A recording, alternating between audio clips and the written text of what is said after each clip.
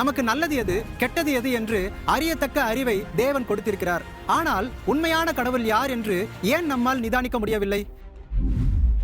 ஏசாயா 44:14 வசனத்திலிருந்து 19 வசனம் சொல்லுகிறபடி, ஒரு மனுஷன் ஒரு மரத்தை எடுத்து ஒரு பாதி துண்டை எடுத்து அடுப்பில் எரித்து அவைகளில் குளிர் காய்கிறான், அப்பம் சுடுகிறான், இறைச்சி சமைத்து பொரியலை பொரித்து சாப்பிட்டு திருப்தியாகிறான். மற்றொரு பாதி துண்டை எடுத்து தனக்கு தெய்வமாக செய்து அதற்கு முன்பாக விழுந்து அதை வணங்கி, நீ என் தெய்வம், என்னை ரட்சிக்க வேண்டும் என்று அதை நோக்கி மன்றாடுகிறான். அறியாமலும் உணராமலும் இருக்கிறார்கள்.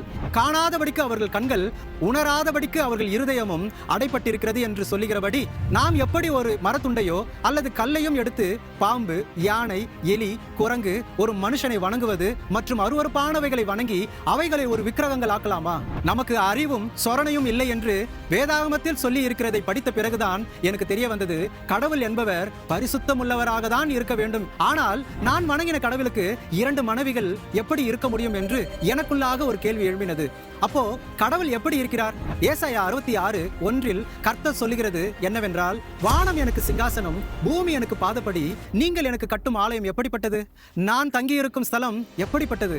வானம் சிங்காசனமாகவும் பூமி பாதபடியாகவும் இருக்கிற தேவனுக்கு எப்படி இவ்வளவு பெரிய சிலையை செய்ய முடியும்?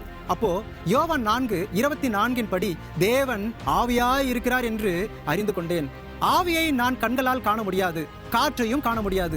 நீராவி எப்படி காற்றில் கலக்கிறதோ அதுபோல பரிசுத்த ஆவியும் காற்றினால் கலந்திருப்பதால் இந்த பூமி முழுவதும் நிறைந்திருக்க முடியும், நமக்குள்ளாகவும் வாசம் பண்ண முடியும்.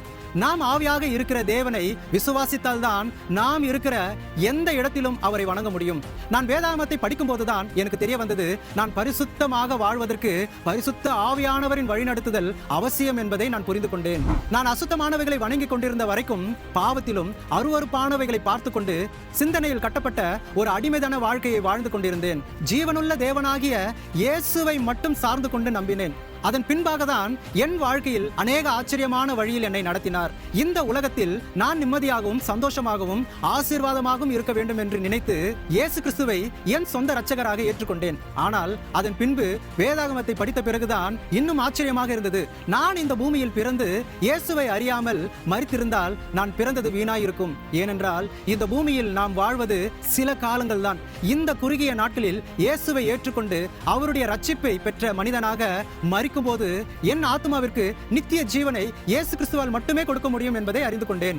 இயேசு இன்றைக்கும் ஜீவிக்கிறார், அவர் என்னை வழிநடத்துகிறார் என்று நான் உயிருள்ள சாட்சியாக சொல்ல முடியும். இயேசு மட்டுமே வழியும் சத்தியமும் ஜீவனும் ஆவார். கர்த்தராகிய இயேசு கிறிஸ்துவை நீங்களும் விசுவாசித்து ஏற்றுக்கொள்ளும் போது அவர் உங்களுக்கு நித்திய ஜீவனை கொடுப்பார். ஆமென்.